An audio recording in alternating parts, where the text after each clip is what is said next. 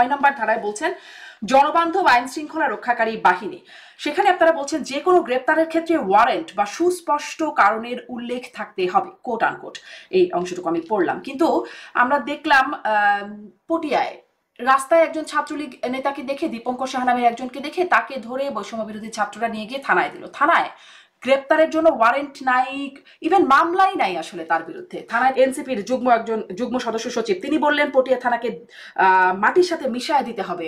বাংলাদেশে খুব মানে উইদিন 1 ইয়ার একটা বড় সড় ধরনের গণহত্যা সংঘটিত হয়েছে এবং এখনো বেশিরভাগ আসামি আসলে মানে আউট অফ ট্রেস কিংবা অনেকে জামিন টামিন ইত্যাদি পেয়েছে। ফলে এই যে তরুণদের কথা বললেন, সেখানে বৈষম্য বিরোধী ছাত্র আন্দোলন এবং অন্যান্য তরুণরা তাদের মধ্যে একটা মানে অ্যাগ্রিভড, তারা অনেক ক্ষেত্রে অ্যাগ্রিভড। এই কারণে তারা অনেক সময় এই ছাত্রলীগ পরিচয় কাউকে পেলে তখন তারা চায় যে পুলিশ তাদের বিরুদ্ধে ব্যবস্থা নেবে বা পুলিশ তাদেরকে ধরবে। তো সেক্ষেত্রে অনেক সময় পুলিশ এটা করে না, এই কারণে তারা ক্ষোভ হয় এবং তারপরে যে অনেক সময় আপনি বললেন যে ওয়ারেন্ট ছাড়া গ্রেফতার করা যাবে না, এটা আমরা একটা স্টেট পুনর্গঠিত হয়ে যাওয়ার পরে একটা নর্মাল সময়ের কথা বলতেছি, যে যখন সমস্ত কিছু একটা শৃঙ্খলার মধ্যে চলে আসবে, সমস্ত কিছু একটা আসবে কি করে তুষার, মানে ইন্টারিম সিচুয়েশন। এবং ইন্টারিম সিচুয়েশনের মধ্যে আমাদের রাষ্ট্রীয় প্রতিষ্ঠানগুলো শেখ হাসিনার সরকার, আওয়ামী লীগ সরকার এমন ভাবে ধ্বংস করে দিয়ে গেছে যে এগুলো এখন যেভাবে কাজ করার কথা সেভাবে করছে না। থানা তো পটিয়া থানায় অন্তত তারা তো ঠিক আইন অনুযায়ী কাজ করলো, যে গ্রেপ্তার হবে করবো কি করে মামলায় যদি না থাকে। তাদের বিরুদ্ধে ওই স্থানীয় যারা ছাত্র সংগঠক এবং যারা আছে তারা দাবি করেছে যে তার বিরুদ্ধে অনেক অভিযোগ আছে। ফলে তার এই অভিযোগগুলো খতিয়ে দেখে দরকার পড়লে তার যেন মামলা দেওয়া হয়। এবং একটা ছাত্রলীগের ক্যাডার যারা তার ভুক্তভোগী তারাই তো তাকে ধরেছে। ধন্যবাদ আপনাকে, অনেক ধন্যবাদ, আপনি যুক্ত হয়েছেন। আমার অনেকগুলো প্রশ্ন যত সংক্ষেপে আমি আসলে জানতে পারি যেন সবগুলো প্রশ্ন বা সবগুলো বিষয় কভার করতে পারি। শুরু করি আপনাদের যে এনসিপির জনসমাবেশ হলো শহীদ মিনারে, কেন্দ্রীয় শহীদ মিনারে, সেখানে যেটি প্রথম আলোচনা লোক সমাবেশ, সেটা আসলে লোক সমাগমের যে আলোচনা আছে, আপনারা কি আসলে সন্তুষ্ট, মানে প্রত্যাশিত যে লোক সমাগম হবার কথা ছিল আপনাদের অনুযায়ী সেরকমটা কি হয়েছে? না, ধন্যবাদ আপনাকে।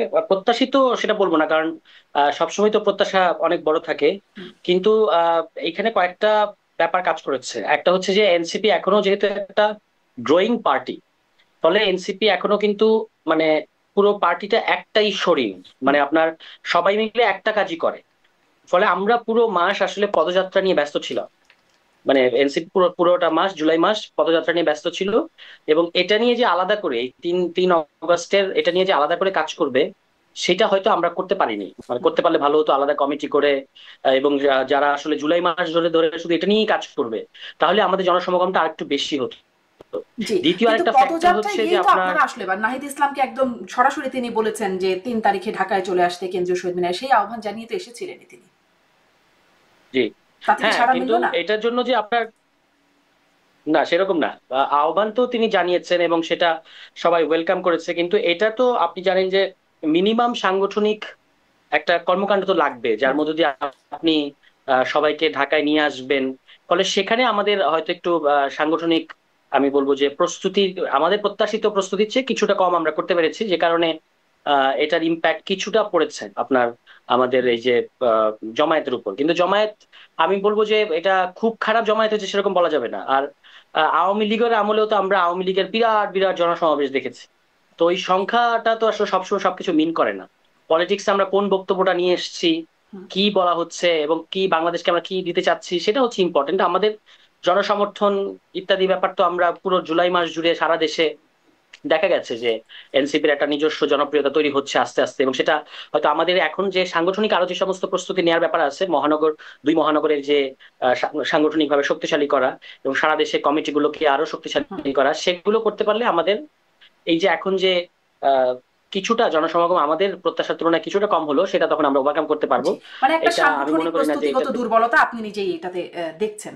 আপনি বলছেন আসলে জনসমাগমই তো আসলে সবকিছু না, বার্তা যেটি, কিন্তু যখন জনসমাবেশ করছেন, আমাদের রাজনীতির কালচার একটা আছে যে জনসমাগম, কিন্তু আশপাশে যে সমাগমগুলো হলো, ধরেন ছাত্র দলের সমাবেশ হলো বা তার কিছুদিন আগে জামাতের, তার কিছুদিন আগে বিএনপি সমাবেশ হয়েছে, মানুষ একটা তুলনামূলক চিত্র ধারণ করবে না? মানে আপনাদের বড় রাজনৈতিক দল, আপনারা এখন বড় রাজনৈতিক দলের কারণে অবশ্যই আপনি না করতেই পারে। এখন আপনি একটা জিনিস, যেহেতু বাংলাদেশের রাজনৈতিক সংস্কৃতির কথা বললেন, আপনি জানেন যে বাংলাদেশের রাজনৈতিক সংস্কৃতিতে টাকা দিয়ে লোক ভাড়া করে নিয়ে আসে। এটা বাংলাদেশের রাজনৈতিক সংস্কৃতি, ঠিক আছে? এমনকি বিভিন্ন সমাবেশে এসে তারা বলতে পারে না তারা কোন দলের সমাবেশে এসেছে। হ্যাঁ, এবং অনেক সংগঠন আছে যারা অছাত্রদের দিয়ে ছাত্রদের সমাবেশ করছে, এরকম অনেকবার হয়েছে।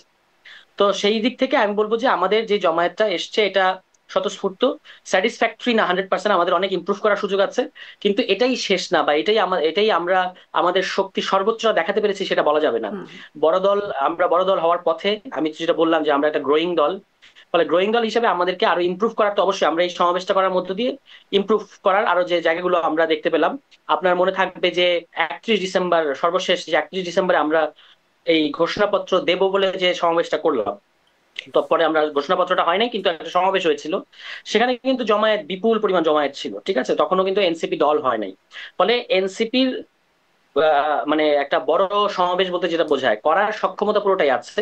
বাকিটা হচ্ছে এখন আমাদেরকে সাংগঠনিক ভাবে আমাদের যে যে সমস্ত শর্টকামিংস গুলো আছে এগুলোকে কাটিয়ে উঠতে হবে। জি জি, গ্রোয়িং পার্টি বলছেন, কিন্তু ইতিমধ্যে আপনারা বড় দল হিসেবে সরকারের তালিকায় অন্তত আছেন। বিভিন্ন জায়গায় যে বড় দল যখন আমন্ত্রণ পায় তখন এনসিপি আমন্ত্রণ পায়। Fastest growing big party.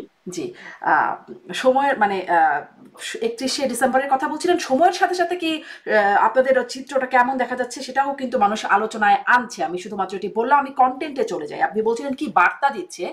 তুষার, আপনি শুনতে পাচ্ছেন আমাকে? জি জি, আচ্ছা, একটু আপনার ভিডিওটা ফ্রিজ হয়ে গিয়েছিল। হ্যাঁ, যে বার্তাগুলো আপনারা দিচ্ছেন, আপনারা 24 দফা ইশতেহার ঘোষণা করছেন, সেটি নিয়ে একটু কথা বলতে চাই। যে সেই ইশতেহার বা ঘোষণা যেটি, সেটি জুলাই ঘোষণাপত্রের সাথে আসলে এটার পার্থক্যটা কি, এটা একটু আগে বুঝতে চাই। মানে সরকার যেটি ঘোষণা করবে একটা ন্যাশনাল ব্যাপার, মানে জুলাই ঘোষণাপত্র একটা ন্যাশনাল ব্যাপার, এটা সবার, এটাই গণঅভ্যুত্থানের একটা ঐতিহাসিক এবং আমরা চাই যে একটা সাংবিধানিক কিংবা আইনি ভিত্তি প্রদান করবে সে ধরনের একটা ডকুমেন্ট। সেখানে আপনি কেন আমাদেরকে গণঅভ্যুত্থান করতে হয়েছে, কি ধরনের বাংলাদেশ আমরা করতে চাই, তার স্পিরিটটা কি ডেমোক্রেটিক বাংলাদেশে, সেগুলো বলা থাকবে সেখানে। আর গতকালকে যেটা নাহিদ ইসলাম ঘোষণা করেছেন সেটা আসলে আমাদের দলীয় ইশতেহার। আমরা বলেছি যে নতুন বাংলাদেশের এই দলীয় ইশতেহারটা এটা আপনারা কবে পুরোপুরি বাস্তবায়ন আপনি বলতে করবেন? পারবেন, এটা আমি বলছি মানে এটাকে পুরোপুরি আপনি নির্বাচনী ইশতেহার বলতে পারবেন না, তবে এটা হচ্ছে সেই মানে বেইস যার উপর ভিত্তি করে আমরা রাজনীতি করবো। এখানে অনেকগুলো জিনিস আছে যেগুলো স্বল্প মেয়াদী, অনেকগুলো জিনিস আছে যেগুলো মধ্যমেয়াদী, এবং অনেকগুলো জিনিস আছে যেগুলো দীর্ঘমেয়াদী।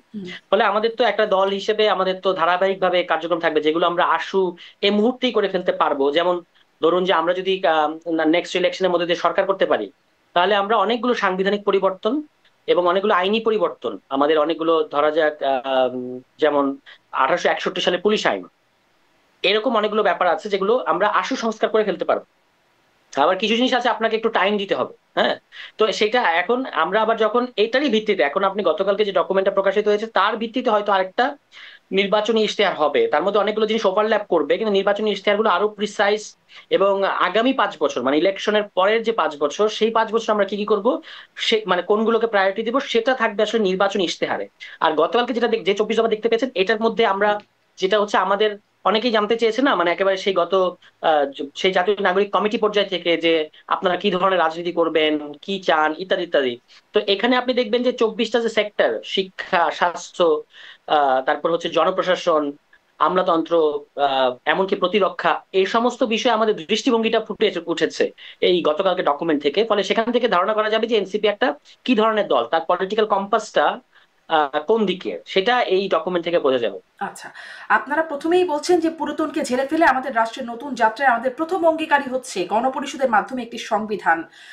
মানে সেটি গণপরিষদের মাধ্যমে একটি নতুন সংবিধান। আগেও আপনার সাথে যখন কথা হচ্ছিল, তাহলে কি এটি আপনারা মানে এই যে প্রথম অঙ্গীকার বা প্রথম বলছেন যে হ্যাঁ প্রথম অঙ্গীকারই বলছেন, সেটি কি জাতীয় নির্বাচনের আগেই? এই প্রশ্নটা পুরনো, তারপরে আবার একটু করছি স্পষ্ট হবার জন্য। মানে আমরা তো গণপরিষদ চেয়েছি, কেন চেয়েছি, কারণ হচ্ছে যে আমাদের সংবিধানের এখন এত বড় পরিবর্তন দরকার। যে কমিশনে এখন যে কমিশনে কাজ করছে, সেখানে তো অনেকগুলো সুপারিশ এসছে, অনেকগুলো প্রস্তাব এসছে, এটা হিউজ পরিবর্তন, মানে মেজর পরিবর্তন। আমাদের ভাষায় আমরা বলেছি মৌলিক সংস্কার। এটা পার্লামেন্টে করা যায় না। মানে পার্লামেন্টে করা যায় না কেন, এটা আমি আগে সংক্ষেপে একটু ব্যাখ্যা করি। পার্লামেন্টে করা যায় না কারণ হলো, পার্লামেন্টে আপনি বিদ্যমান সংবিধান, যে সংবিধানটা অলরেডি আছে, সেই সংবিধানের অধীনে আইন প্রণয়ন করবেন, এটাই পার্লামেন্ট। অর্থাৎ এই সংবিধানের স্পিরিটের সাথে অসঙ্গতিপূর্ণ কোনো আইন কিন্তু আপনি প্রণয়ন করতে পারবেন না। যদি করেন তাহলে আপনি আদালত সেটাকে বাতিল করে দিতে পারবে। এরকম অনেক উদাহরণ বাংলাদেশে আছে। কিন্তু এখন যে ধরনের বড় বড় পরিবর্তন করা মানে কথা এসছে, সেখানে কিন্তু এই সংবিধানের যে মূল ক্ষমতা কাঠামো, এক ব্যক্তি কেন্দ্রিক অগণতান্ত্রিক একটা ক্ষমতা কাঠামো বা স্বৈরতান্ত্রিক একটা ক্ষমতা কাঠামো, এটাকেই খোলনলচে বদলানোর কথা এসছে। এই বদলটা পার্লামেন্টে করা সম্ভব না, কারণ পার্লামেন্টে তো সংবিধান সংশোধন সম্ভব হয়ে এসেছে এতদিন। সংশোধন করা যাবে, যে ততটুকুই সংশোধন করা যাবে ততটুকু এই সংবিধান এলাও করে। আপনি দেখবেন যে এরকম অনেক উদাহরণ আছে। আদালত, যেমন এরশাদের আমলের কথা আমি বলি, এরশাদের আমলে অষ্টম সংশোধনীকে আদালত বললো যে এই সংশোধনীটা অসাংবিধানিক, এবং অসাংবিধানিক বলে বাতিল করে দিয়েছে। ফলে আপনি পার্লামেন্টে সংবিধান সংশোধনী করতে পারেন, কিন্তু যদি সেটা সংবিধানের সাথে মানে অসঙ্গতিপূর্ণ হয় বা অসাংবিধানিক মনে করে আদালত, তাহলে কিন্তু সেটাকে বাতিল করে দেওয়া যায়। কিন্তু আমরা যে পরিবর্তনের কথা বলছি বা কমিশন যে পরিবর্তন নিয়ে কাজ করছে, এটা আরো ম্যাসিভ বড় পরিবর্তন, যেটাকে মৌলিক পরিবর্তন বা মৌলিক সংস্কার বলা হচ্ছে। এই মৌলিক সংস্কার আসলে পার্লামেন্টে করা যায় না, মানে সংবিধানের এই মৌলিক সংস্কারটা পার্লামেন্টে করা যায় না। এটা করতে হয় কোর্ট বাতিল করে দেয়, এরকম তো যে কোনো সংশোধনী পরবর্তীতে কোর্ট বাতিল করতেই পারে আসলে। এক্স্যাক্টলি, তাই না? তাহলে আসলে এমন কি পার্থক্য যে গণপরিষদের মাধ্যমে করলে বাতিল করা যাবে না? That is precisely the problem. যে সংশোধনী প্রবলেমটা হচ্ছে এটা, যে আপনার কাছে 2/3 থাকলেই আপনি বাতিল করে দিতে পারবেন পরবর্তীতে কখনো না কখনো। যেমন জিয়াউর রহমান সাহেব ক্ষমতায় এসে উনি 79 সালে পার্লামেন্টে এসে পঞ্চম সংশোধনী করেছেন। আওয়ামী লীগ 2008 সালের পরে এসে এটাকে বলেছে অবৈধ। টিল টুডে কিন্তু এখনো পর্যন্ত কিন্তু বিএনপি ক্ষমতায় আসার আগ পর্যন্ত বিএনপি নিশ্চয়ই ওই অবৈধ ঘোষণা করাটাকে অবৈধ বলবে। এখনো পর্যন্ত কিন্তু পঞ্চম সংশোধনীর স্ট্যাটাসটা হচ্ছে এটা অবৈধ, তাই না? ফলে এটাই সংশোধনীর সমস্যা। আমরা বারবার এটাই বলার চেষ্টা করছি যে সংশোধনী দিয়ে আপনার কাজ হবে না।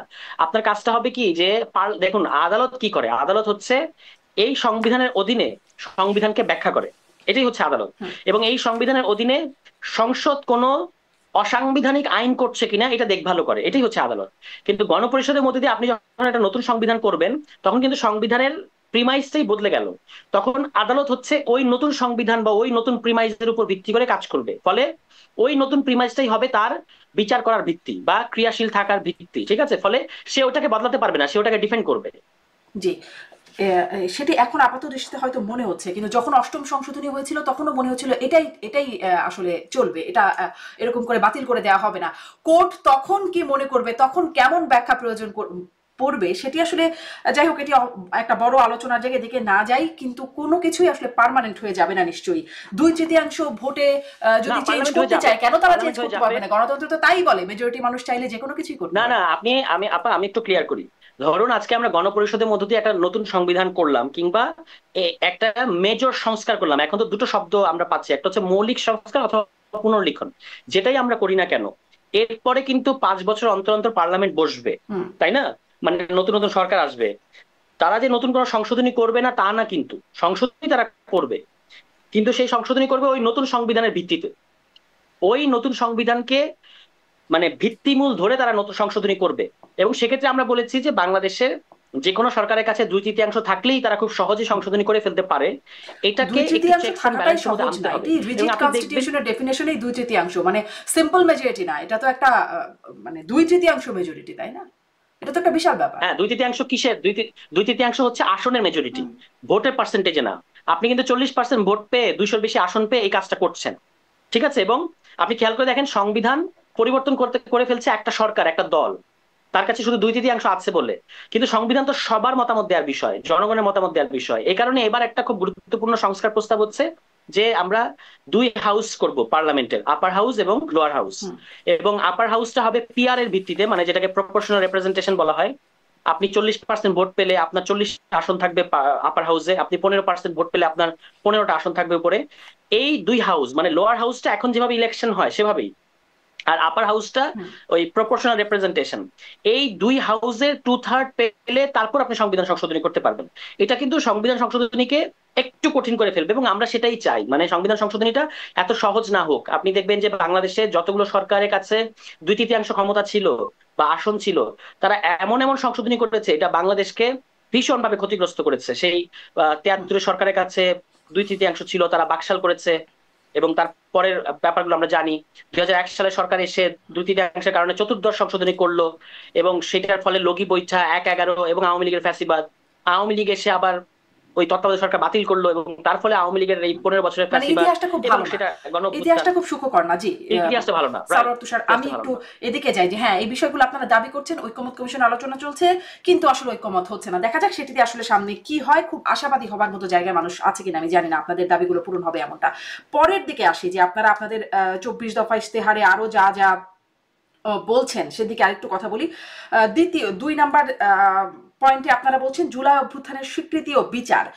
সেখানে খুব দারুণ কথা, জুলাই অভ্যুত্থানের স্বীকৃতি ও বিচার, কিন্তু সেখানে আপনারা বলছেন যে আহতদের সুচিকিৎসা ও পুনর্বাসন নিশ্চিত করার প্রতিশ্রুতি।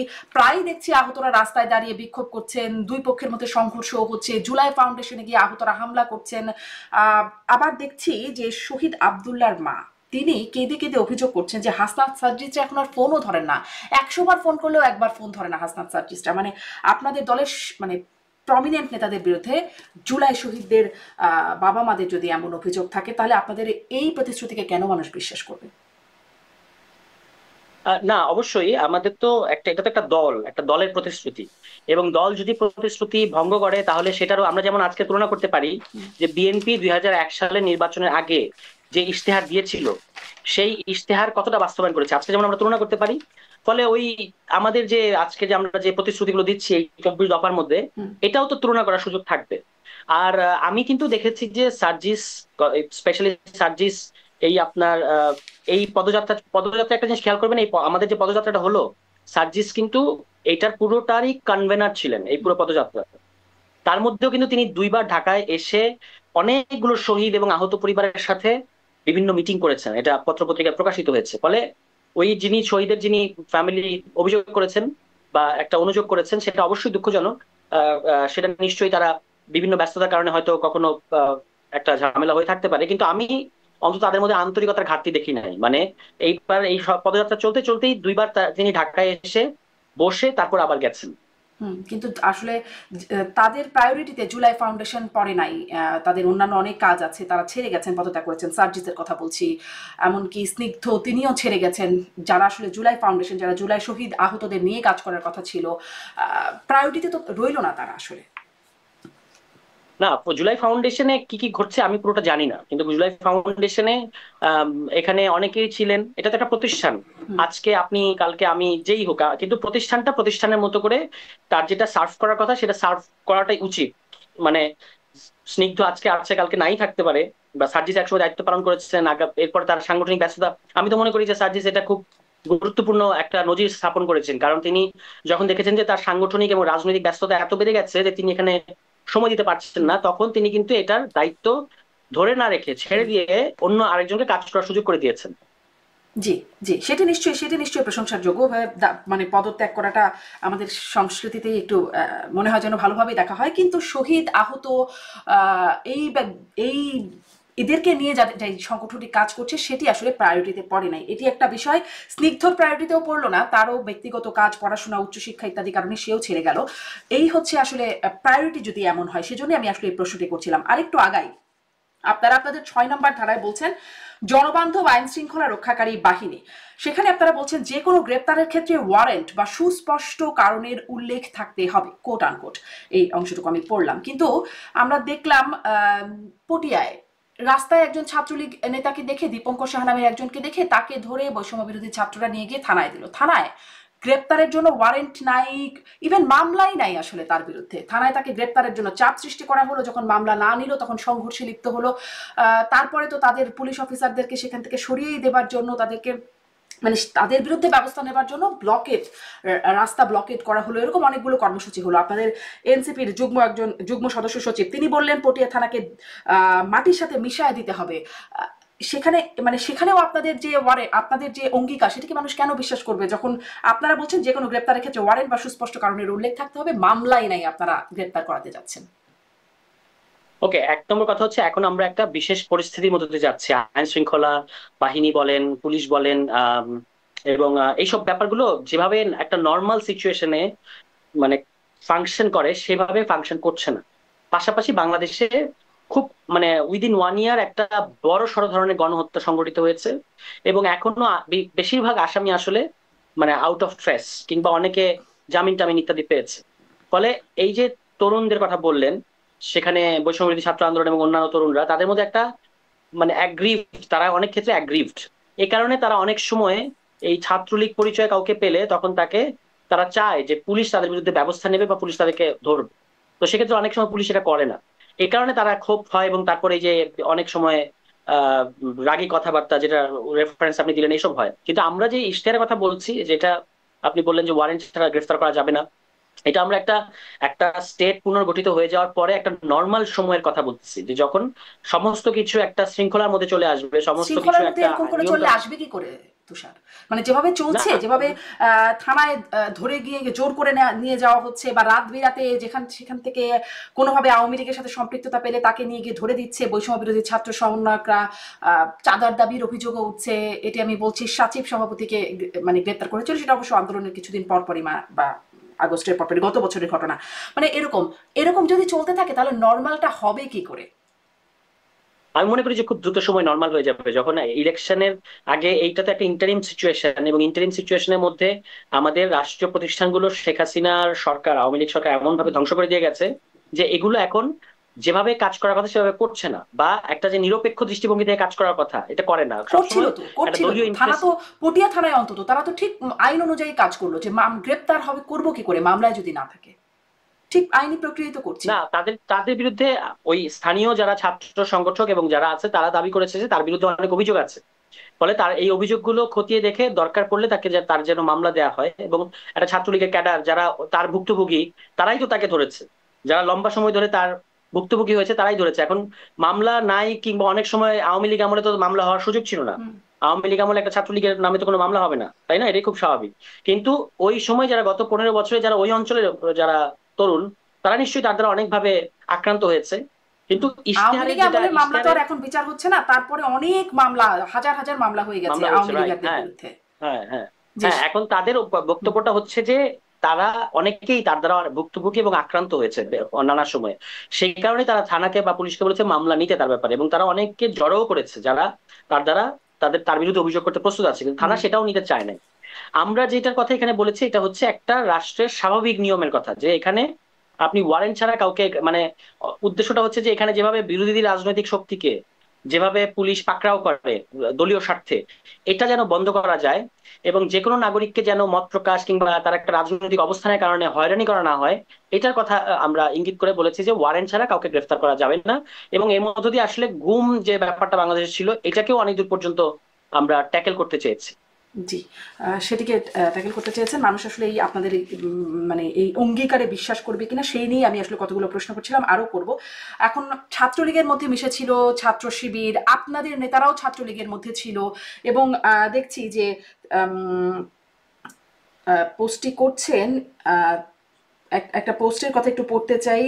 গণতান্ত্রিক ছাত্র সংসদ ঢাকা বিশ্ববিদ্যালয় শাখার আহ্বায়ক ও বৈষম্য বিরোধী ছাত্র আন্দোলনের সাবেক সমন্বয়ক আব্দুল কাদের তিনি লিখছেন, ফেসবুকে পোস্ট করছেন, ছাত্রলীগ পরিচয় নির্যাতনের অংশীদার হতেন ছাত্র শিবিরের নেতাকর্মীরা, মানে তারাও নির্যাতন চালাতেন বলে তিনি দাবি করছেন তার ফেসবুক পোস্টে। এখন তাদেরকেও সবাইকে ধরে ধরে এরকম থানায় নিয়ে যাওয়ার ব্যবস্থা কি করবে? এবং আপনার কাছে এটাও একটু প্রশ্ন করি, আচ্ছা তারা না হয় অ্যাগ্রিভড, তারা নিয়ে যাচ্ছে, কিন্তু দল হিসাবে আপনারা কি করলেন তখন? আপনারা তো কোনো সমালোচনা, কোনো অবস্থান নিলেন না, বরং আপনার দলের নেতারা বললেন যে মাটির সাথে মিশাই দিতে হবে নাকি পটিয়া থানা।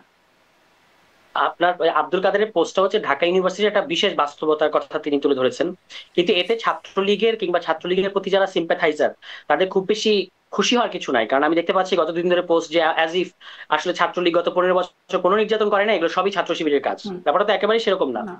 ছাত্র শিবির, আমরা যেটা আব্দুল কাদেররা আরো ভালো বলতে পারবেন কারণ তারা ওই ইউনিভার্সিটির ছাত্র, যে ছাত্র শিবিরের অনেকের ব্যাপারে এই অভিযোগটা এসেছে যে তারা ছাত্রলীগের মধ্যে অনুপ্রবেশ করে ছিলেন, এবং তারাও এই যে ছাত্রলীগের যে নির্যাতন, সেই নির্যাতনে অংশ নিয়েছেন নানা সময়ে। এটার কথাই আব্দুল কাদের তার হুম। বক্তব্যের মধ্যে বলেছেন। জি, জি।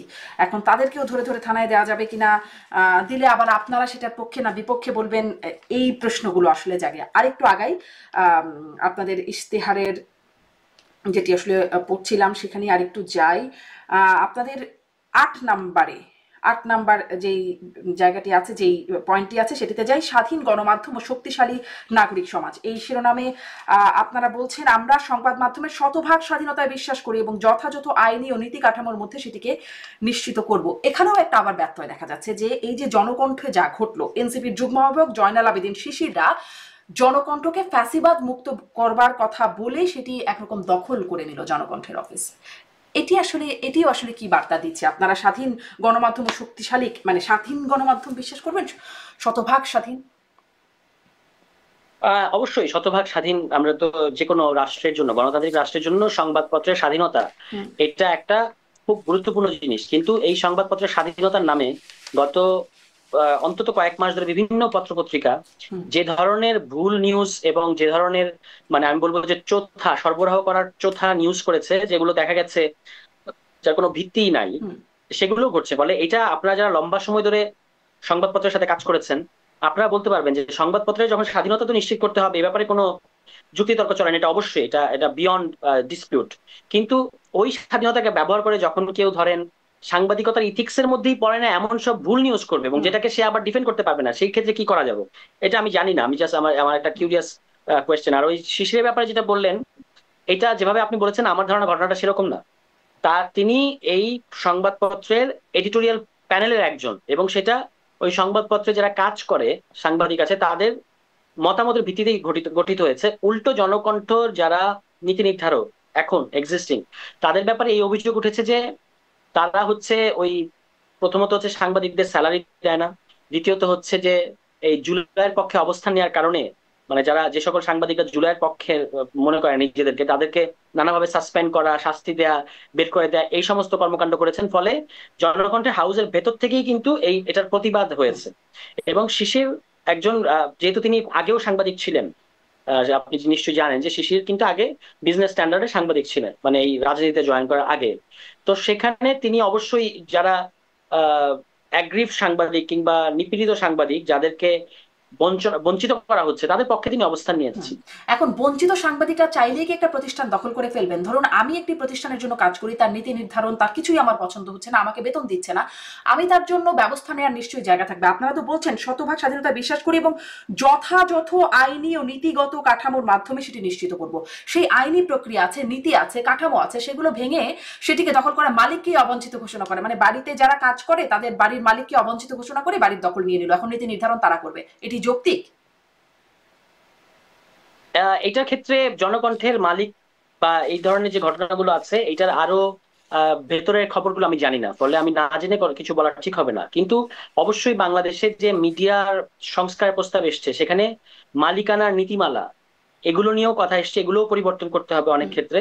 এবং সেখানে তারপর একটা নিয়ম শৃঙ্খলার মধ্যে যখন জিনিসগুলো আসবে, তখন অবশ্যই সমস্ত কিছু আইন শৃঙ্খলা এবং নীতিমালা এক্সিস্টিং যা আছে সেগুলো ভেঙে দখল করা হলো না? মানে আপনারা বলছেন যে সেটির একদম ব্যত্যয় চোখে আঙ্গুল দিয়ে দেখিয়ে দিচ্ছেন না?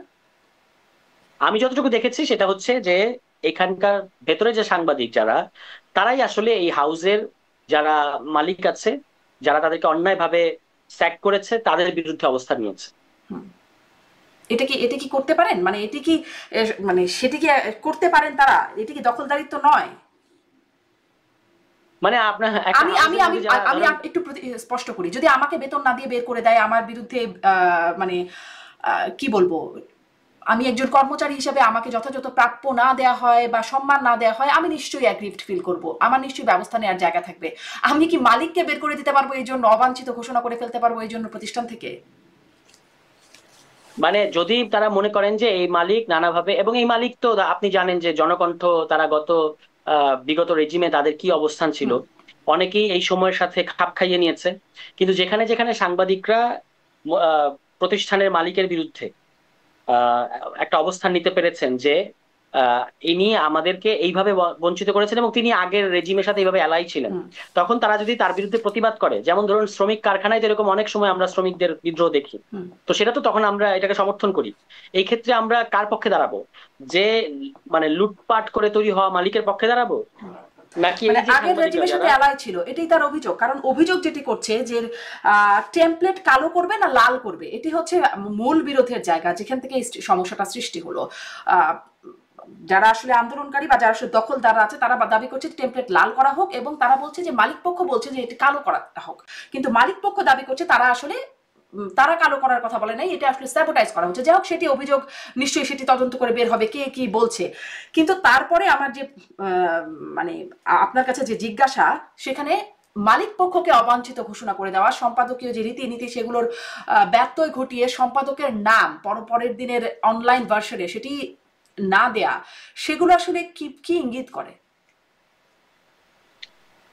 এটার যদি এই ধরনের কোনো ঘটনা থাকে, এটার একটা থরলি ইনভেস্টিগেশন হওয়া দরকার যে আসলে ঘটনাটা কি। আমরা তো নানা ধরনের বক্তব্য শুনতে পাচ্ছি, এবং একটা থার্ড, যেমন আমাদের পিআইবি আছে, সরকারের তথ্য মন্ত্রণালয় আছে, অনেকগুলো প্রতিষ্ঠান আছে, কিন্তু যে যারা এই ধরনের ঘটনার ক্ষেত্রে, এখানে যেহেতু দুইটা পক্ষ আছে এবং দুই পক্ষেরই নানা ধরনের বক্তব্য আমরা শুনতে পাচ্ছি, এক্ষেত্রে একটা সঠিক অবস্থা, আমি প্রাইমারিলি সঠিক অবস্থান মনে করি যে একগ্রীব সাংবাদিকদের পক্ষ নেয়া। বাধ্য হয়েছে নানা পজিশন নিতে সাংবাদিকদের মধ্যে, আর যারা একেবারে স্বপ্রণোদিত হয়ে রেজিমের পক্ষে কাজ করেছেন, গণহত্যা সহ বিভিন্ন অন্যায় অত্যাচারকে বৈধতা দিয়েছেন, যেমন ধরুন সংবাদ টেলিভিশন এক সাংবাদিক পুলিশকে বলছেন ভাই ভাই ওইদিকে গুলি করেন, আমি ক্যামেরাটা ওইদিকে তাক করেছি, এগুলো আমরা তো দেখেছি। তো এরকম সাংবাদিকদের, যারা সাংবাদিকতাকে মানুষের পক্ষে অবস্থান না নিয়ে মানুষকে হত্যা করা, মানুষকে নির্যাতন করার পক্ষে বৈধতা উৎপাদন করেছেন, তাদের তালিকা যদি দিয়ে বলেন যে এদের বিরুদ্ধে ব্যবস্থা নেন, এটাতে দোষের কি আছে? আপনি মেজাজটা নিয়ে প্রশ্ন তুলতে পারেন। এই বিষয়গুলো আপনারাই ডিটারমাইন করবেন বলে সিদ্ধান্ত নিয়েছেন। এখন আজ যদি আমি গিয়ে একটা তালিকা দিয়ে আসি, সেটা কি মানে গ্রহণযোগ্য হবে? সব দল যদি গিয়ে তাদের মতো তালিকা দিতে থাকে, তাহলে সাংবাদিকদের শতভাগ স্বাধীনতা কোথায় থাকবে? যারা সাংবাদিকতা করবে তাদের অবশ্যই শতভাগ স্বাধীনতা থাকবে, কিন্তু যারা সাংবাদিকতার নামে প্রশ্ন নয় প্রশংসা করতে এসেছি, এবং একটা ধরুন আপনি আপনি শেখ হাসিনা কিন্তু একা ডুবেন নাই, কিংবা শেখ হাসিনা যে পরিণতি, এর জন্য তিনি একা দায়ী নন। যে সাংবাদিকরা তাকে অষ্টপ্রহর একটা তোষামত করতে করতে এই জায়গায় নিয়ে গেছে, তারা কি এটা দায় নেবে না? আপনি ধরুন 2 আগস্টে যে সাংবাদিক নেতারা বসে শেখ হাসিনাকে বুদ্ধি দিলেন যে আপনাকে শক্ত হাতে এগুলো দমন করতে হবে, তাদেরও তো দায় নিতে হবে। ফলে আপনি যাদের নাম বা তালিকা দেবেন, সেটা যে সাংবাদিক হোক বা যে হাউজেরই হোক, তাদের বিরুদ্ধে যদি ক্রেডিবল অভিযোগ থাকে তাহলে অবশ্যই সেগুলো সরকারকে আমলে নিতে হবে। কিন্তু তাদের বিরুদ্ধে আমরা মব সৃষ্টি করাটাকে হয়তো সমর্থন করবো না, আমরা বলবো যে তাদের বিরুদ্ধে অভিযোগগুলো সরকার তো এই প্রশংসা করে যেভাবে শেখ হাসিনাকে শেখ হাসিনা বানানো বা ফ্যাসিস্ট বানানোর যে অভিযোগ করছেন, সেই প্রশংসা তো আপনার দলের নেতারাও করেছেন। আপনার দলের নেতারা বক্তব্য, ভাষণে, পত্রিকার লিখনে করেছেন তো শেখ হাসিনা, শেখ মুজিবুর রহমানকে, যদিও এখন স্লোগান দিচ্ছেন মুজিববাদ মুর্দাবাদ, কিন্তু আসলে তো আমরা শুনেছি আমার বঙ্গবন্ধুকে সম্মানিত করতে পারলে আমরা সম্মানিত হই, এই রকম বক্তব্য, একদম আবেগী বক্তব্য আমরা শুনেছি। বঙ্গবন্ধুকে নিয়ে লেখা, শেখ হাসিনাকে নিয়ে লেখা, এবং সেগুলো আবার ফেসবুকে শেয়ার করা, সেগুলো তো আমরা দেখেছি। তাহলে তারা আসলে প্রশংসা করার দায় তাদের কোনো সমস্যা নাই? না, সমস্যা নাই। কেন আমি বলি, কারণ হচ্ছে তারা খুব বড় কোনো নেতা ছিলেন না যাদেরকে ইঙ্গিত করে আপনি কথাটা বলছেন। এক নম্বর কথা, তারা খুব নেতা হওয়ার চেষ্টা এটা করেছিলেন। হ্যাঁ, মানে নেতা হওয়ার চেষ্টায় এই তোষণটা করছিলেন। মানে সাংবাদিকরাও যারা করেছেন তাদের নিশ্চয়ই কিছু স্বার্থ ছিল বলে করেছেন, তাই না? তো ইনাদের স্বার্থটা কি ছিল? তাদের ক্ষেত্রে আমি বলবো যে তারা একটা সময় পর্যন্ত, যেহেতু তারা ইউনিভার্সিটি স্টুডেন্ট ছিলেন, এবং আপনি জানেন যে যখন তারা এই আন্দোলনটা করছেন 2024 সালে, তখন তারা ইউনিভার্সিটির একেবারে শেষ দিকে। ফলে আপনি যে ভিডিওটাকে রেফার করছেন এর আরো আগে। হ্যাঁ, তো ফলে যেটা হয়েছে যে একটা তো ন্যারেটিভের শাসন থাকে, যে ন্যারেটিভ, যে আবহাওয়ার মধ্যে আপনি আছেন বা আমি আছি, আমরা তো সবসময় এটাকে ওভারকাম করতে পারি না। এবং তারা খুব বড় কোনো নেতাও ছিলেন না, কিন্তু এই ধরনের ন্যারেটিভের মধ্যে কিন্তু আপনি একটা জিনিস দেখতে হবে যে তারা এই যে গণ অভ্যুত্থানের বা জুলাইয়ের মুহূর্তটাতে তারা যখন ন্যায় অন্যায়ের ক্ষেত্রে আপনাকে একটা সুস্পষ্ট অবস্থান নিতে হচ্ছে, তখন তারা নিতে পেরেছেন কিনা। ফলে আমি মনে করি যে তারা তাদেরকে প্রমাণ করেছেন। হ্যাঁ, মানে যাদের নিয়ে আপনি প্রশ্নটা করছেন, তারা নিজেদেরকে প্রমাণ করেছেন যে তারা আর এখন এইটাকে পুরোপুরি ওন করেন না। শেখ মুজিবের ক্ষেত্রে আমি বলবো যে তাকে তো আমরা পুরোপুরি ইতিহাস থেকে ফেলে দিতে পারবো না, বা কেউ ফেলে দিতে চাচ্ছে না। তিনি আমাদের ইতিহাসের অন্যান্য চরিত্রের মতো একজন চরিত্র, এবং গুরুত্বপূর্ণ চরিত্র। তার তার ভূমিকা আছে আমাদের যে গণতান্ত্রিক সংগ্রামে 47 থেকে 71-এর যে গণতান্ত্রিক সংগ্রাম বা গণতান্ত্রিক জার্নি, সেখানে অবশ্যই তার ভূমিকা আছে, এটা কেউ অস্বীকার করছে না। যেটার বিরোধিতা হচ্ছে সেটা হচ্ছে একটা আইডিওলজি, যেমন এই যে মুজিববাদ যখন বলা হয় তখন কিন্তু একটা আইডিওলজিকে মিন করা হয়, এক নম্বর কথা। দ্বিতীয় কথা হচ্ছে যে শেখ মুজিবকে শেখ হাসিনার সরকার বা আওয়ামী লীগ সরকার ফ্যাসিজমের একটা আইকনে পরিণত করেছেন, তার বিরোধিতা করা হয়। এই বিরোধিতা করার অর্থ হচ্ছে শেখ মুজিবকে আবার ইতিহাসের তার যেটা ন্যায্য প্রাপ্ত অবস্থান বা মানে প্রাপ্য অবস্থান, সেই অবস্থানে তাকে বসানোর জন্যই করা হয়। এটা তাকে মাইনাস তো আমি করে দিতে পারবো না, বা কেউ করতে পারবে না। আপনি কি বলতে পারবেন যে 7 মার্চের ভাষণ কখনো হয় নাই, এটা কেউ বলবে না, ঠিক আছে, এটা বলা সম্ভব না। অ্যাট দ্য সেম টাইম 72 থেকে 75-এ তার যে ভূমিকা, এটা তো বাংলাদেশে আমরা কখনোই আলোচনা করতে পারি নাই। তো সেটা আলোচনা করার পরিবেশ এসছে, ফলে ইতিহাসের পরিপ্রেক্ষিতের মধ্যে একজন ব্যক্তিকে রেখে আলাপ করা যাবে। ফলে শেখ মুজিবের যেখানে যেখানে ক্রেডিট আছে বা যেখানে যেখানে তার মানুষের পক্ষে অবস্থান আছে, গণতান্ত্রিক সংগ্রামে তিনি যেখানে যেখানে আমাদের নেতা হয়েছেন বাংলাদেশের, এটা স্বীকার করতে কোনো দোষের কিছু নাই। কিন্তু যেখানে যেখানে তিনি আমাদেরকে পিছিয়ে দিয়েছেন পোস্ট লিবারেশন, এটাও তো বলতে পারতে হবে। আমরা তো এতদিন এটা বলতে পারি নাই, উল্টো ইতিহাসের অন্যান্য সবাইকে। না, আমি আপনার সাথে এখানে একমত যে তার অবদানের যতটুকু ভালো ততটুকুও বলতে হবে, যতটুকু খারাপ ততটুকুও বলার স্বাধীনতা আমাদের থাকতে হবে। কিন্তু আপনাদের মুজিববাদ মুর্দাবাদ স্লোগানটা কেন, সেটা নিয়ে আমি কদিন ধরে কথা বলেছি, তারপর আপনার কাছে জানতে চাইবো। কিন্তু ওই প্রসঙ্গটা শেষ করি, তাহলে ছোট নেতা ছিলেন বলে তাদের প্রশংসা তোষামোদী সেটি আর এখন আমলে নেবার মতো নাই। তারা এখন মুজিববাদ মুর্দাবাদ বলে তারা তাদেরকে প্রমাণ করেছেন, জুলাই মাসে তারা একটা বাংলাদেশের বড় গণ অভ্যুত্থানে নিজের নেতা হয়ে তারা শীর্ষ নেতাদের একজন। এবং আপনার মনে থাকবে যে 14 তারিখের রাতে, 14 জুলাই রাতে যে মিছিলটা বের হয়, মেয়েদের মিছিলের পরপর ছেলেদের যে মিছিলটা বের হয়, সেই মিছিলের নেতৃত্বে কিন্তু এই দুজন ছিলেন যাদের কথা আপনি বলছেন। সুতরাং তারা তাদেরকে, এবং বাকি পুরো সময় গণ অভ্যুত্থানে এক পর্যন্ত বাকি পুরো সময় তারা এই গণ অভ্যুত্থানের নেতৃত্বই দিয়েছেন, মানে মানে জনগণের পক্ষে ছিলেন। ফলে আমি মনে করি যে তারা তাদেরকে প্রমাণ করেছেন। আচ্ছা, তাদেরকে প্রমাণ করেছেন, কিন্তু তাদের আগের অবস্থান কি, সেটির ব্যাখ্যা কি আপনারা চান কিনা? কেন আপনারা মুজিববাদ মুর্দাবাদ স্লোগান দেন? আপনি বলছেন দুটো ভাগে ভাগ করা যাচ্ছে শেখ মুজিবুর রহমানের অবদানকে, তারপরে তার আগের অবদানকে আপনারা তো ভুলছেন না, আপনারা বলছেন আপনারা অস্বীকার করবার কোনো উপায় নেই। তাহলে মুজিববাদ মুর্দাবাদ হয়ে গেল কেন সেখানে, মানে আপনার কাছে? মুজিববাদ মুর্দাবাদ বলতে বোঝানো হয় একটা আইডিওলজিকে ডিনাউন্স করা হচ্ছে। কোন আইডিওলজি? যেটা বাংলাদেশে বাকশাল কায়েম করেছে। বাকশাল কি? বাকশাল মানে হচ্ছে একটা একদলীয় শাসন, একটা ভয়ঙ্কর ব্যাপার। ক্যান ইউ ইমাজিন পৃথিবীর ইতিহাসে পার্লামেন্টে দাঁড়িয়ে 5 মিনিটের মধ্যে একদলীয় শাসন প্রতিষ্ঠা করা হয়েছে, উইদিন 5 মিনিটস, এবং বলা হয়েছে উইদাউট ইলেকশন আগামী 5 বছরের জন্য এই সরকারই কন্টিনিউ করবে। তাহলে মুজিববাদ মানে বাকশাল কায়েম করা, মানে Baksal is one of the features of মুজিববাদ। এরকম আরো আছে।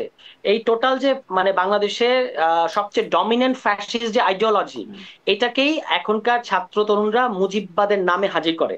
যদিও আমি মনে করি যে এই ফ্রেমিংটা আংশিক, এটাকে বরঞ্চ বাকশাল বললে ভালো হয়।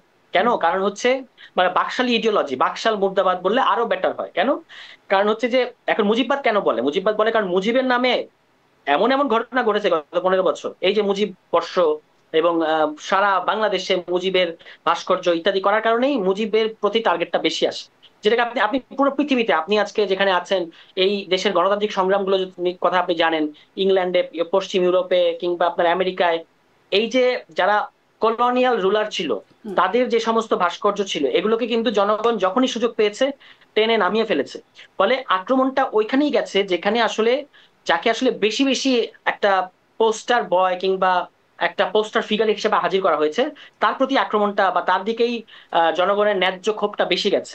কিন্তু আমি মনে করি যে আরো এই ফ্যাসিস্ট যে তার দিকে ক্ষোভ যাওয়াটা ন্যায্য কি করে হচ্ছে, তার দিকে ক্ষোভ যাওয়াটা ন্যায্য কি করে হচ্ছে? এই 15 বছর আর আপনারা যাকে মুজিববাদ বলছেন, এই 15 বছরে তো মুজিববাদ শব্দটা শোনা যায় না। আপনারা কি মুজিববাদ কি এটি ব্যাখ্যা করেছেন কখনো কোথাও? মানুষকে বুঝাতে পেরেছেন? আমাকে বুঝাতে পারেন নাই আপনারা। আমি কদিন আগে মিরাজ মিয়াকেও জিজ্ঞাসা করছিলাম, আপনাদেরই এনসিপির একজন সদস্য, আমি তো শুনিনি 15 বছরে মুজিববাদ শব্দটা, শেখ হাসিনার মুখেও শুনিনি। এই 15 বছর শোনার মতো কোনো বাস্তবতা ছিল না। এই 15 বছর শোনার মতো বাস্তবতা ছিল না। কেন? মুজিববাদ খুব ভালো হিসেবে প্রমোট করতে পারতো, যে খুব ভালো একটা বাদ হচ্ছে মুজিববাদ। করেছে তো, মুজিববাদকে ভালো হিসেবে প্রমোট করেছে। যেমন আমি আপনাকে একটা কথা বলি, না কেন শুনবেন না, বিখ্যাত রাষ্ট্রবিজ্ঞানী এবং যাকে এক অর্থে আমরা বলতে পারি যে Awami sympathiser, with due respect to her, যেহেতু আওয়ামী লীগের সাথে বাংলাদেশের মুক্তিযুদ্ধটা জড়িয়ে আছে, ফলে সেই দিক থেকে তারা বৃহত্তর অর্থে আওয়ামী ঘরানার বলেই লোকে বিচার করে। যদিও আমি তাকে অত্যন্ত রেসপেক্ট করি। রনক জাহান, তার একটা বিখ্যাত আর্টিকেল আছে যেখানে তিনি মুজিবিজম, একেবারে 73-তে লেখা একটা আর্টিকেল, যেখানে তিনি ব্যাখ্যা করেছেন যে মুজিবিজম কি, বা বাংলায় বললে মুজিববাদ কি। এছাড়া মুজিববাদ নামে একটা ঢাউস সাইজের বই আছে, সাবেক একজন ছাত্রলীগার, তার নামটা আমার এই মুহূর্তে মনে নাই, তিনি ওখানে মুজিববাদ সম্পর্কে লিখেছেন। এরকম আরো আরো আরো রেফারেন্স দেওয়া যাবে। এমনকি স্বয়ং শেখ মুজিবুর রহমানের নিজের উক্তি আছে মুজিববাদ সম্পর্কে, যে এই জিনিসগুলোকে, বাঙালি জাতীয়তাবাদ, ধর্মনিরপেক্ষতা, গণতন্ত্র এবং আপনার একটা কি সমাজতন্ত্র, এই চারটাকে আমরা মুজিববাদ বলবো একসাথে। এবং ওই যে ছাত্রলীগের যে বিভক্ত হয়ে যাওয়া 1973 সালে, মোস্ট প্রবাবলি যখন একদিকে শেখ মুনির অনুসারী, আরেকদিকে সিরাজুল আলম খানের অনুসারী, আলাদা আলাদা যখন একটা বৈজ্ঞানিক সমাজতন্ত্রের ভিত্তিতে একটা ছাত্রলীগ হলো, আর একটা মুজিববাদের ভিত্তিতে ছাত্রলীগ হলো, যেটা শেখ মুনির অনুসারীরা করলেন। এবং শেখ মুজিবুর রহমান কিন্তু ডিসাইসিভলি ওই দিন শেখ মুনির যে সমাবেশটা ওখানে উপস্থিত হয়েছেন। হওয়ার মতো তিনি আসলে কোনটাকে তিনি ছাত্রলীগ, আসল ছাত্রলীগ মনে করেন এবং তাদের আইডিওলজি কি হবে সেটা কিন্তু তিনি ওখানে উপস্থিত থেকে পরিষ্কার করেছেন। তো সেটা যদি মুজিববাদ হয়, আপনি রওনক জাহানের কথা বলছেন, আপনি যেই বিষয়গুলো রেফার করলেন, সমাজতন্ত্র, জাতীয়তাবাদ, গণতন্ত্র, মানে যেই বিষয়গুলো, তো সেগুলো তো খুব ভালো কথা। সেগুলো মুজিববাদ হলে আপনারা মুজিববাদ সেগুলো ভালো কথা না। কিভাবে ভালো কথা না আমি বলি, ধর্মনিরপেক্ষতা, গণতন্ত্র, গণতন্ত্র তো অবশ্যই আমরাও গণতন্ত্র রাখার পক্ষে, কিন্তু এই যে বাকি যে তিনটা, সমাজতন্ত্র, তারপর হচ্ছে আপনার ধর্মনিরপেক্ষতা এবং বাঙালি জাতীয়তাবাদ, এইগুলো মিলে বাংলাদেশে সবচেয়ে ডমিনেন্ট ফ্যাসিস্ট ইডিওলজি গ্রো করেছে, যার শাসন আমরা গত 15 বছর দেখতে পেলাম, মানে যে ন্যারেটিভের শাসন। যে এগুলো তো অবশ্যই সমস্যা হচ্ছে বাঙালি জাতীয়তাবাদ, এই আইডিওলজিটা আমাদের নিজেদের প্রডিউস করা না। আমি কিন্তু একজন বাঙালি হিসেবে বলছি, আমি যদি এই যে বাঙালি হওয়ার যে বিশেষ ব্যাখ্যা বাঙালি জাতীয়তাবাদ দেয়, আমি যদি এটার সাথে বিরোধিতা করি, তাহলে আমাকেও জঙ্গি বানিয়ে ফেলবে, আমাকেও কিন্তু কি লেবেল করবে, এবং করেছে গত 15 বছর। এবং এই বাঙালি জাতীয়তাবাদ আপনার এসছে হচ্ছে কলকাতার যখন ঔপনিবেশিক যে বাঙালিত্বের যে ধারণা, যেটা বাঙালি বনাম মুসলমান করে সবসময়, এবং একদম অ্যাবসলিউটলি অ্যাহিস্টোরিক্যাল, মানে অনৈতিহাসিক একটা ব্যাপার, সেই কলোনিয়াল ইডিওলজিটাকে এখানে 70-এর দশকে এবং পরবর্তীতে 80-র দশকের আমাদের কতগুলো বিশেষ সাংস্কৃতিক রাজনৈতিক বাস্তবতার মধ্য দিয়ে এই বাঙালি জাতীয়তাবাদকে এই জনগোষ্ঠীর উপর চাপিয়ে দেওয়া হচ্ছে। এটা কিন্তু আপনি বাঙালি হলেও যদি এই ইডিওলজির বিরোধিতা করেন, তাহলে আপনাকেও শত্রু বানিয়ে ফেলবো। ফলে এটার, এবং ধর্মনিরপেক্ষতা এমনিতে শুনতে খুব ভালো শোনায়, কিন্তু এই ধর্মনিরপেক্ষতার মধ্য দিয়ে আসলে এখানকার বৃহত্তর যে জনগোষ্ঠী আছে, মুসলিম জনগোষ্ঠী, এই মুসলিম জনগোষ্ঠীকে হস্টাইল করা হয়েছে, যে আপনাকে either you have to be Bengali or you have to be Muslim. ঠিক আছে, আপনি মুসলমান এবং বাঙালি একসাথে হতে পারবেন না। মানে আপনাকে প্রগতিশীল হতে হলে, ধর্মনিরপেক্ষ হতে হলে, you have to leave your religion. এটা কোথায় বলা? এটা কিন্তু এটা এটা এটা পুরো 15 বছরই এই জিনিসটাই চর্চা হয়েছে, যে আপনি যদি বলেন যে আমি 15 বছরেই চর্চা হয়ে থাকে, ধরে নিলাম 15 বছরেই চর্চা হয়েছে, তো তার জন্য মুজিববাদের সমস্যা কি হলো? মানে মুজিববাদে যে ধর্মনিরপেক্ষতা বলেছে তাতে সমস্যা কি হলো?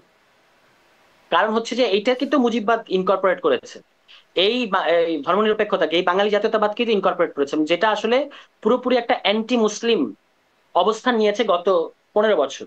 এবং এই যে আপনি মৌলবাদী না, আপনি প্রগতিশীল, আপনি বাঙালি না, আপনি মুসলমান, আপনি কি বলে প্রগতিশীল হতে গেলে আপনাকে ধর্মীয় যত ভাবাবেগ আছে, পৃথিবীতে কোনো দেশ, কোনো জনগোষ্ঠী নিজের ধর্মকে বাদ দিয়ে প্রগতিশীল কিংবা সেকুলার হয় নাই।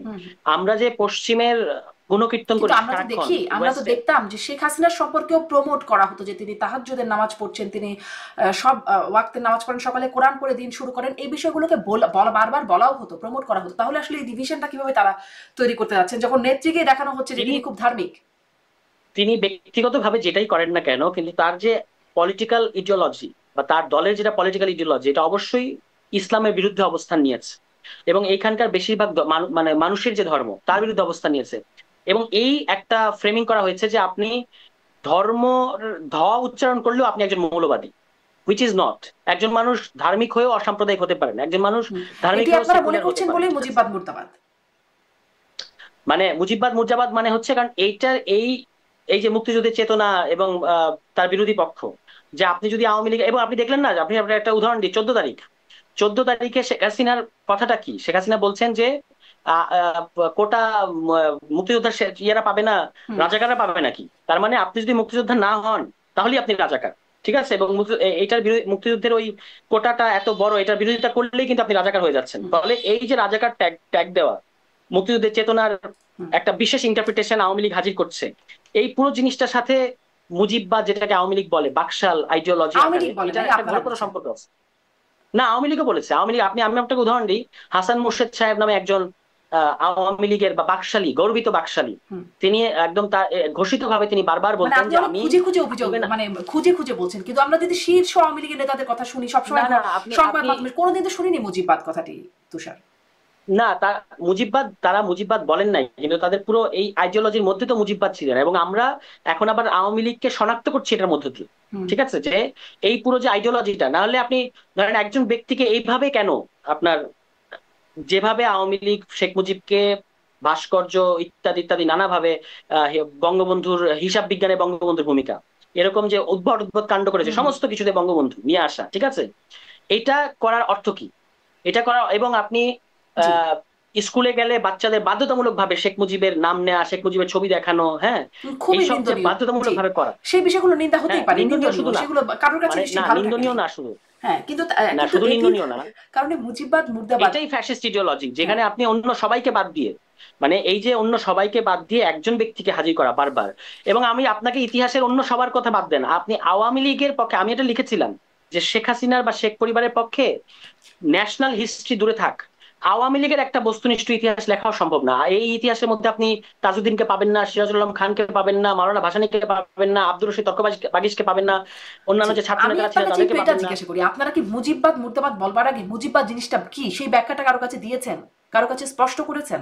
মানে গোপালগঞ্জকে উদ্দেশ্য করে যে মুজিববাদ মুর্দাবাদ স্লোগান নিয়ে গেলেন, ব্যাখ্যাটা স্পষ্ট করেছিলেন? এই যে বাঙালি জাতীয়তাবাদী যে এক ধরনের আইডিওলজি, বাংলাদেশের ডমিনেন্ট যে ইডিওলজি, যার সাথে আবার ধর্মনিরপেক্ষতার একটা বিশেষ ন্যারেটিভ, এবং যেখানে আওয়ামী লীগের শেখ হাসিনার গত 15 বছর, আপনাকে আমি একটা উদাহরণ দিতে পারবো, যেমন ধরুন টাইম ম্যাগাজিন শেখ হাসিনাকে নিয়ে একটা ফিচার করেছিলেন 2023 সালে। সেখানে বলা হয়েছিল যে Sheikh Hasina has contained Islamic militancy, এবং এটাই কিন্তু শেখ হাসিনা বারবার সেল করেছে। 2023 সালে আমেরিকা যখন স্যাংশন দিল, নভেম্বরের স্যাংশন দেবে দেবে এরকম একটা পরিস্থিতি তৈরি হয়েছিল, তখন ইন্ডিয়া কিন্তু এটাই বুঝিয়েছে যে শেখ হাসিনা থাকলে ইসলামিক জঙ্গিবাদের উত্থান ঘটবে না, এই কারণে বাংলাদেশে ইলেকশন লাগবে না। হেডিংটা ছিল এরকম যে ইসলামিক ফান্ডামেন্টালিজম ভার্সেস ডেমোক্রেসি, মানে election tug of war, Islamic fundamentalism versus democracy, যার মানে ছিল আপনি সুষ্ঠু নির্বাচন চাইলে আপনি ইসলামিক মৌলবাদী, আর আপনি যদি আওয়ামী লীগকে বিনা ভোটে ক্ষমতায় রাখতে চান তাহলে আপনি গণতন্ত্রের পক্ষে। এই যে টোটাল ইডিওলজি, যে এখানে একটা ইসলামিক মৌলবাদের জুজু দেখানো, যে শেখ হাসিনাকে না রাখলে এই জিনিসটা ঘটবে, ইলেকশন এমনকি স্রেফ সুষ্ঠু নির্বাচন চাইলেই ইসলামিক মৌলবাদীরা ক্ষমতায় আসবে, এই পুরো আইডিওলজিটার সাথে এই যে মুজিববাদ বা বাকশাল যেটাই বলি না কেন, এটা জড়িয়ে আছে। এখন এটা আপনি ওই মুজিববাদ নামে বলেন আর যাই বলেন, যদি নাও বলেন, কিন্তু সেই যাই বললে তো হবে না। আপনারা বলছেন গুরুত্বপূর্ণ এবং স্লোগান ঠিক করছেন, গোপালগঞ্জ যাওয়ার উদ্দেশ্যে একটা বিশেষভাবে স্লোগান নির্ধারণ করছেন, গোপালগঞ্জ যেখানে সেন্সিটিভ জায়গা, আপনারা মুজিববাদের এই বাদটা কি সেটা না বুঝিয়েই গোপালগঞ্জে গেলেন। মুজিববাদ জিনিসটা কি সেই বিষয়টা সাধারণ মানুষকে না বুঝিয়ে, কারণ সাধারণ মানুষ আসলে মুজিববাদ বলতে আপনি যেটি বলছেন, আমি দেখি না সাধারণ মানুষের বুঝতে সমস্যা হচ্ছে। মুজিববাদ যেমন ধরুন যখন আপনি বলেন যে মার্ক্সবাদ, লেনিনবাদ এরকম যখন বলেন, তখন কিন্তু মানুষের বুঝতে সমস্যা না, তখন মানুষ বুঝে যে একজন ব্যক্তিকে কেন্দ্র করে একটা কোন ইডিওলজির কথা বোঝানো হচ্ছে, এখানেও তাই। এবং এই ইডিওলজিটা আনফর্চুনেটলি একটা এক্সট্রিম ইডিওলজিতে পরিণত হয়েছিল বাংলাদেশে। ফলে এটা আমি দেখি না যে মানুষের খুব বুঝতে সমস্যা হচ্ছে, বরং মানুষ খুব দ্রুত আপনি মার্ক্সবাদ লেনিনবাদ দিয়ে গুগল সার্চ করেন, আপনি একটা মানে তার একটা সুন্দর ব্যাখ্যা পাবেন। আপনি মুজিববাদ দিয়ে গুগল সার্চ করলে, মুজিববাদ হলো বাংলাদেশের প্রথম রাষ্ট্রপতি শেখ মুজিবুর রহমানের চর্চিত ও প্রচারিত রাজনৈতিক দর্শন, চিন্তাধারা ও মূল্যবোধের সমষ্টি। শেখ মুজিবের রাজনৈতিক দর্শনের মূল 4টি নীতি হলো জাতীয়বাদ, সমাজতন্ত্র, গণতন্ত্র ও ধর্মনিরপেক্ষতা। অন্ততপক্ষে অ্যাপারেন্টলি শুনতে এগুলো খুবই ভালো লাগে, আপনারা যেটির ব্যাখ্যা যেভাবেই দেন না কেন, এগুলোর ব্যাখ্যা মানুষের কাছে এতদিন ধরে তো শুনেই এসেছে। ব্যাখ্যা না, আপনাকে গত 15 বছরের নজিরগুলো দেখতে হবে। মানে গত 15 বছরই আপনারা মুজিববাদ ডিফাইন করছেন। গত 15 বছরের এই যে শেখ মুজিবকে কেন্দ্র করে মুক্তিযুদ্ধের যে শেখ হাসিনা বাদ হতে পারে, কারণ শেখ হাসিনা হয়তো সেই বাদটি নির্ধারণ করেছেন যে আমরা মুজিবের নামে এটা করব। শেখ হাসিনা, এটা দিস ইজ ভেরি আনফরচুনেট। ভালো, আপনি একটা সুন্দর প্রশ্ন করেছেন, এটা আমি একটু উত্তর দেই। Sheikh Hasina is a very unfortunate lady, যিনি আপনার গত 35-40 বছর রাজনীতি করলেন, কিন্তু শেষ দিন আগ পর্যন্ত আমার বাবা শেখ মুজিব এগুলো করতে থাকলেন। মানে তিনি যে নিজে একজন কিছু, এটা যদি তিনি করতেন, এবং এটা আসলে তার চাটুকাররা করতো, আসলে পরবর্তীতে তার ছেলে মেয়েরা যদি সুযোগ পেত, ওই যে হাসিনোমিক্স ইত্যাদি বলা শুরু হয়েছিল না, এটা হয়তো তারা করতো। কিন্তু শেখ হাসিনা নিজেকে আসলে শেখ মুজিবকেই ঢাল হিসেবে ব্যবহার করেই শাসন করেছেন, ঠিক আছে? এবং সব জায়গায়, এবং কেন মুজিববাদের কথাটা আসছে, এবার আমার একটা ভালো জিনিস বলি। এই যে সংবিধানের ভেতরে আপনার শেখ মুজিবুর রহমানকে বাধ্যতামূলক করা, তার ছবিটাকে বাধ্যতামূলক করা, এগুলো কনস্টিটিউশনের ভেতরে ঢুকিয়ে দেয়া, এবং শেখ পরিবার আবার আপনি খেয়াল করবেন, এটা কিন্তু অদ্ভুত যে এই যে জয়, শেখ হাসিনার ছেলে, তিনি শেখ পরিবারের সদস্য হিসেবে নিরাপত্তা পেতেন বাংলাদেশে, কিন্তু শেখ পরিবার কিন্তু এটা শেখ হাসিনা কিন্তু মনে রাখতে হবে শেখ মুজিবুর রহমানের মেয়ে, ঠিক আছে? আমরা সাধারণত বাংলাদেশের বাস্তবতায় পরিবারের লিনিয়েজটা টানি ছেলের দিক থেকে, সেটা হয়তো উচিত না, কিন্তু এই যে শেখ পরিবার, আপনি এভাবে নিজেকে একদিকে শেখ পরিবার, তাদেরকে নিরাপত্তা, তার 14 গোষ্ঠীকে নিরাপত্তা দেয়া, ঠিক আছে, সেই নিরাপত্তা দিয়ে তো আপনি শেষ পর্যন্ত বাঁচতে পারলেন না। দ্বিতীয়ত হচ্ছে সংবিধানের ভেতরে এই সমস্ত জিনিস ঢোকানো, রাস্তায় সর্বত্র সমস্ত টেলিস্ক্রিনে ঢাকা শহরে আপনি তো দেখেছেন যে শেখ মুজিব সর্বত্র সে একটাই ভাষণ, মুক্তিযুদ্ধ এবং পুরো আমাদের ইতিহাসে যেন একটাই ভাষণ, 7 মার্চের ভাষণ। তার 7 মার্চ ছাড়া কি আমাদের ইতিহাসে আগে পরে কোনো ঘটনা নাই? 7 মার্চের পরেই যে 9 মার্চে মাওলানা ভাসানীর একটা বিখ্যাত সমাবেশ হয়েছে এই পল্টনে, সেটা কোথায় ইতিহাসে? তাজউদ্দিন কোথায় ছিল ইতিহাসে? সিরাজুল আলম খান, যা অনেকে যাকে বলে যে শেখ মুজিবকে তৈরি করার পেছনে তার এত গুরুত্বপূর্ণ ভূমিকা, তারা করার কিছু নাই। কিন্তু আমি আসলে এই প্রশ্নটাই করছিলাম যে এই কাজগুলো তো হয়েছে আপনি বলছেন গত 15 বছর, সেটি আসলে মুজিবের বাদ কি করে হলো? সেটি তো আসলে গত 15 বছরের চর্চার কথা আপনি বলছেন। এখানেই আমার প্রশ্ন, মানে আমার মতো আসলে অনেকেই স্পষ্ট না, বা কতজন আসলে স্পষ্ট আমি জানি না, সাংবাদিকরা থেকে যারা পক্ষেও কাজ করেছেন তারাও আসলে মুজিববাদ বিষয়টা স্পষ্ট হয় নাই, কিন্তু আপনারা মুজিববাদ মুর্দাবাদ বলছেন। আপনি মুনতাসির মামুন, শাহরিয়ার কবির, এবং আমি তো রওনক জাহানের উদাহরণ দিলাম, 1973 সালে লেখা বই। এছাড়াও আমি এই মুহূর্তে আমার নামটা মনে নাই, ওই যে মুজিববাদ নামে ঠাউর সাইজের বই, এগুলো কিন্তু গত 15 বছর লিখিত হয়নি, এগুলো এর আগেই। এটাকে আমরা একটা এক্সট্রিম পর্যায়ে দেখেছি এই গত 15 বছর, ঠিক আছে। কিন্তু মুজিবিজম বা মুজিববাদ বা এই যে শেখ মুজিবকে কেন্দ্র করে একটা ফ্যাসিস্ট আইডিওলজি গড়ে তোলা, এটা আওয়ামী লীগের মধ্যে ইনহেরেন্টলি ছিল, এবং এটারই আমরা গত 15 বছর একটা সর্বশেষ। আপনি জ্ঞানী মানুষ, আপনি নিশ্চয়ই অনেক বই পড়েন, আপনি লেখেন, আমরা জানি, কিন্তু সাধারণ মানুষ আসলে এত বই পড়ে কিনা বা এত লেখালেখিও করে না, তাদের কাছে মুজিববাদের যে সংজ্ঞাটা আপনারা কি প্রেজেন্ট করছেন সেটা ম্যাটার করতো নিশ্চয়ই, কিন্তু আপনারা সেই সংজ্ঞাটা প্রেজেন্ট না করে মুজিববাদ মুর্দাবাদ। গ্যারান্টি ইউ যে আমার আপনার চেয়ে সাধারণ মানুষ যারা বই পড়ে না, তারা আরো সহজে ব্যাপারগুলো বুঝতে পারে। আমরা অনেক বই টই পড়ে এগুলোকে আরো ইয়ে করে ফেলি, মানে শিক্ষিত মানুষের মধ্যে এক ধরনের হ্যাংওভার থাকে, সাধারণ মানুষের মধ্যে থাকে না। তারা খুব খুব খুব ইজিলি কানেক্ট করতে পারে এই যে শেখ মুজিবকে কেন্দ্র করে যে একটা। তো আপনারা আসলে মুজিববাদ মুর্দাবাদ স্লোগান দিয়ে বিশেষ করে গোপালগঞ্জকে ডেডিকেট করে কি অর্জন করলেন? না, আমরা শুধু তো গোপালগঞ্জে না, আমাদের একেবারে শুরু থেকেই এই জাতীয় নাগরিক কমিটি পর্যায়ে থেকে আমরা এটাকে আওয়ামী লীগের যে বাকশালী যে আইডিওলজি, এটাকে চিহ্নিত করে আপনারা করলেন, যেটি আসলে গোপালগঞ্জ থেকে মার্চ টু গোপালগঞ্জ হয়ে গেল। সেখানে আমরা সেখানকার উদ্দেশ্যে হাসনাত আব্দুল্লাহ ফেসবুকে লিখলেন, স্ট্যাটাস দিলেন যে গোপালগঞ্জের স্লোগান হবে মুজিববাদ মুর্দাবাদ। মানে গোপালগঞ্জে কেন এটি স্লোগান হবে সেটি আসলে বিশেষ করে প্রশ্ন। আর আগে তো এতটা শোনা গেল না। ফর অবভিয়াস রিজন, আমি আওয়ামী লীগ আমলে ওখানকার যে বিশ্ববিদ্যালয় আছে, বঙ্গবন্ধু শেখ মুজিবুর রহমান যে বিশ্ববিদ্যালয়, সেখানে বিজ্ঞান ও প্রযুক্তি বিশ্ববিদ্যালয়, সেখানে আমি গিয়েছি একাধিকবার। ওখানকার শিক্ষার্থীরা বলতো যে ভাই, এটা হচ্ছে গরিবের জেরুজালেম। তো এই যে গোপালগঞ্জকে কেন্দ্র করে, গোপালগঞ্জকে যেভাবে শেখ হাসিনা একটা পুণ্যভূমি আকারে হাজির করেছে, ফলে ছাত্রনেতা হিসেবে এবং একজন বিপ্লবী ছাত্রনেতা হিসেবে হাসনাতের মনে হয়েছে যে গোপালগঞ্জে গিয়ে মুজিববাদকে ডিনাউন্স করা এটা একটা বিশেষ ব্যাপার, সুতরাং সেটা আলাদা করে মেনশন করেছে। এতে তো দোষের কিছু নাই। দোষের মানুষের অনুভূতিকে আঘাত দেওয়া হলো না? গোপালগঞ্জে ছাত্ররা যাই বলো, গোপালগঞ্জে আজ মানে সবসময় আওয়ামী লীগ জেতে, সেখানে শেখ মুজিবের একটা বিশেষ মানে সিম্প্যাথি আছে বা তার প্রতি বিশেষ একটা সম্মানের জায়গা আছে, বিশেষ করে গোপালগঞ্জে। অন্য জায়গার কথা বলছি না। তো সেখানে কি এইভাবে বলা তাদেরকে আহত করে না? না, আমি তো দেখেছি যে ওই আওয়ামী লীগ বা ছাত্রলীগের ক্যাডাররা যে কাজটা করেছে গোপালগঞ্জে, সারা দেশ থেকে, গাজীপুর থেকে, নারায়ণগঞ্জ থেকে এবং আশেপাশের জেলা থেকে অনেক আওয়ামী লীগের সন্ত্রাসীরা, ক্যাডাররা গোপালগঞ্জে অবস্থান নিয়েছে, এবং তারা বিভিন্ন উপজেলায় গাছ কেটে কেটে মানে প্রতিবন্ধকতা সৃষ্টি করেছে। এবং এই কারণে গোপালগঞ্জের বিভিন্ন উপজেলা থেকে যে সকল মানুষেরা, তারাও তো গোপালগঞ্জের মানুষ, যারা আসতে চাচ্ছিল এই সমাবেশ স্থলে, তারা আসতে পারে নাই। এবং আপনি অনুভূতির কথা বলছেন, তো যখন বেনজির কায়দায়, মানে নজিরবিহীন কায়দায়, যখন ওই হিন্দুদের সহায় সম্পত্তি এবং সম্পদ, বিশেষত জমি দখল করে যখন ওখানে রিসোর্ট করলেন, তখন এই অনুভূতি কোথায় ছিল? এই অনুভূতিকে তখন তো পাত্তা দেওয়া হয় নাই। ফলে আমরা দাবি করেছি যে এই যে হিন্দু সম্প্রদায়ের, এবং ওইখানে কোন হিন্দু আছেন যারা, আমরা যাদেরকে তফসিলি বা নিম্ন বর্গের হিন্দু বলে থাকি, হ্যাঁ, এই শব্দগুচ্ছ নিয়ে আমার মধ্যে একটা অস্বস্তি আছে, তবু বোঝানোর জন্য বলছি। এই যে মানে যারা নিম্নবর্গের হিন্দু, যাদেরকে ধরা হয় যে হিস্টোরিক্যালি তারা আওয়ামী লীগের পক্ষে লোক মনে করা হয় বা প্রচার করা হয়, বা আওয়ামী লীগ আসলে যাদের সেন্টিমেন্টটাকে সবসময় কাজে লাগানোর চেষ্টা করে, তাদের জায়গা জমি 600 একর জায়গা এই বেনজির কিভাবে দখল করলেন এবং কিভাবে করলেন, এবং এটা তো তখন কোনো প্রতিবাদ হয় না। খুবই খারাপ ব্যাপার। সেটির জন্য পরবর্তীতে তার বিরুদ্ধে ব্যবস্থা নেওয়ার কথা হচ্ছে, যদিও তিনি নিরাপদে পালিয়ে গেছেন বলে সেটিও আমরা দেখেছি। যাই হোক, আপনারা মনে করছেন মুজিববাদ মুর্দাবাদ বলে আপনারা অর্জন করেছেন, সেটি নিশ্চয়ই বিচার্য বিষয়, মানুষ বিবেচনা করবেন। সেটি নিয়ে আসলে অনেক প্রশ্ন বিভিন্ন জায়গা থেকে উত্থাপিত হচ্ছে, কিছুটা আপনার কাছে জিজ্ঞাসা করার চেষ্টা করলাম। 13 নম্বর ধারায় আপনারা বলছেন, বা 13 নম্বর পয়েন্টে ইশতেহারের আপনারা বলছেন নারী নিরাপত্তা, অধিকার ও ক্ষমতায়ন, যেখানে বৈষম্য বিরোধী ছাত্র আন্দোলনে চট্টগ্রামের সাবেক মুখপাত্র ফাতেমা খানম তিনি বলছেন, চট্টগ্রামে যাদের সাথে আন্দোলন করেছি তারাই আজ নারীদের ধ্বংস করার চেষ্টা করছে। উমামা ফাতেমাও আসলে রাজনৈতিক দলগুলো নারীকে অবলাবনী করছে এমনটি বলছেন। আপনার বিরুদ্ধে অভিযোগ যিনি করেছেন নীলা ইসরাফিল, তিনিও বলছেন যে নারীকে হেনস্থা করার পরও অপরাধীর পক্ষে নীরবতা পালন করছে এনসিপি। একজন নারীকে অপমান, নিপীড়ন ও সামাজিকভাবে ধ্বংসের চেষ্টা করা যে ব্যক্তিটি করেছে তার বিরুদ্ধে কোনো শাস্তিমূলক পদক্ষেপ নেওয়া হয়নি, বরং দলীয় ছত্রছায়ায় বুক ফুরিয়ে বেড়াচ্ছে। তখন কোন মতাদর্শ বা ন্যায় বিচারের মানে প্রতিনিধিত্ব করে না এনসিপি, এরকমটা তিনি ইঙ্গিত করছেন।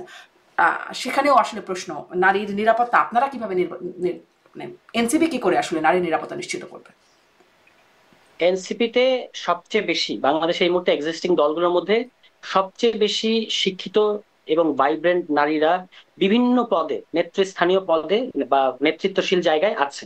এটা আপনি আর অন্য কোনো এই মুহূর্তে এক্সিস্টিং দলগুলোতে আপনি পাবেন না, ঠিক আছে? এবং এখানে অক্সফোর্ড ফেরত কিংবা ডাক্তার কিংবা অন্য কোনো পেশায় থাকা নারীরা, এবং যেমন সামান্তা, তিনি ভাস্কর্যে পড়াশোনা করেছেন, ভাস্কর, এরকম বিভিন্ন পেশার খুব গুরুত্বপূর্ণ শিক্ষিত নারীরা এই পার্টির মধ্যে আছে। আর আপনি ফাতেমার যে উদাহরণ দিয়েছেন এটা খুবই দুঃখজনক। মানে আমি আমি তো বৈষম্য ছাত্র আন্দোলনের ব্যাপার স্যাপার জানি না, এবং বৈষম্যের এই মুহূর্তে কোনো কমিটিও নাই। তো তার সাথে কি হয়েছে আমি বলতে পারবো না।